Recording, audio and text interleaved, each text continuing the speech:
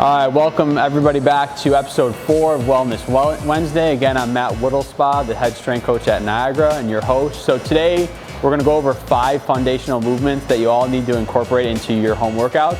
And I realize a lot of people have been posting about home workouts, so we've probably seen them before. So what we're gonna do is show you those five movements, and then how to regress from them and how to progress from them. So if you're looking at something like a lunge, a squat, and you want to know, like, I can't do a lunge yet, or I can't do a squat yet, where should I start? Or maybe they're getting too easy and you've been doing them for so long and you want to know how to make them harder, but you don't have any equipment. So we're going to go over all 5 of those movements and how to progress and then how to regress if you're not there yet. All right, exercise number 1 is squat. So if you're having a hard time, if it's too hard for you to squat down and up or it causes knee pain, try just on a chair. So sit back, drive your knees out, and stand back up, right? So that'd be a good squat. So again, sit back, knees out, stand back up. If that's too hard, you could use the side, right?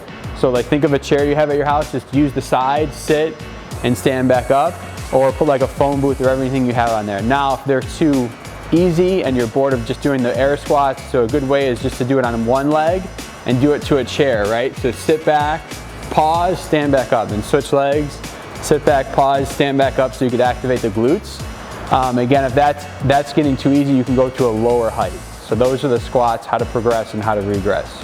All right, exercise number 2, again, I'm gonna start with the regression. So if lunges are too hard, then start with a chair, right? Just like this, hold on here, support yourself up, step back, and then lunge down and up. The nice part about this too is it keeps your knee back, helps you retract back, so lunge down and up. Now just go as low as you can, and then eventually switch legs. So just want to do one leg at a time.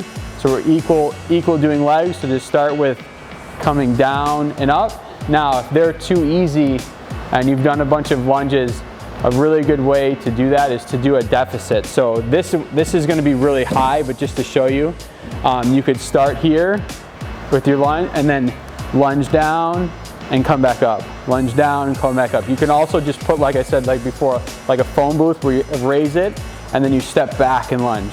That'll make it a little bit harder for you, more difficult. All right, exercise number 3 is the push-up, and I'm gonna again start with the regression. So if they're too hard going to the floor or from your knees, which it is for a lot of people, including our athletes here. So just start on the chair, right? And you go and just go as far down as you can and come up. You wanna keep your chest over your hands and your elbows in. So I like this because it's keeping our elbows in. And if you can't go far down, just start here and come back up. Just do the best you can. So that's where I would start with the push-ups. Again, another good way is just going against the wall and walking your feet back and going as far down as you can. So the wall or chair are great regressions. For a progression, to make things harder, to progress, I would try 1, adding a tempo. So tempo would be like, instead of coming down up, you're gonna come down like 1, 2, 3, pause, 1, 2, 3, go back up 1, 2, 3. That's a good way. And lastly, like, another 2 ways is you could change your grip. You can go really like wide or really narrow. And my favorite way is just to hover. So do 3 sets and just hover 6 inches from the ground, just like this, for as long as you can. That's a really good way to activate the chest and tris. So that's the push-ups.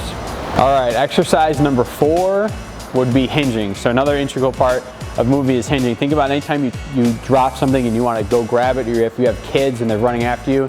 So hinging is important. So a good way to start is just start with your hands behind your head or your hands on your hip, and you want to hinge. So you want to lean back, so soft bend to the knees and lean back.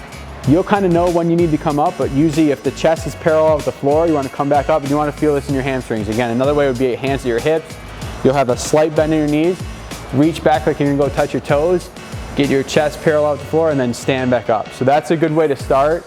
If you've been doing those and they're super easy for you, a really good way to start would just be going on, a really way to make it harder would be going on one leg. So you come down, touch your toe, and come back up, and then switch legs. So a single leg good morning would be good. Again, if this is too easy, you can go down slow, hover and pause, or try to grab certain things and come back up. So that would be a good way to hinge on your own without any weight at home.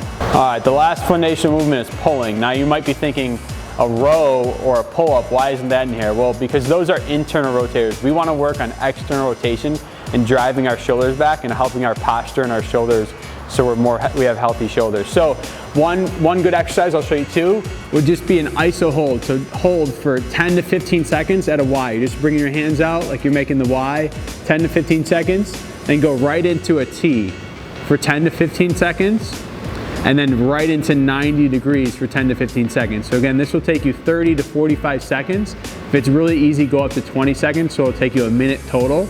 That's a good one. Another one that's more dynamic would be like a reverse snow angel. So if you want to do something where you're moving, think of a snow angel when you were a little kid, but you're doing it reverse. So I'm coming down, back through my arms nice and slow, then back through the top, and back through the side. So down nice and slow. This will work your shoulders and your upper back, and it'll help external rotators instead of our traditional pulling, which would be internal rotators, which put your shoulder in a bad position.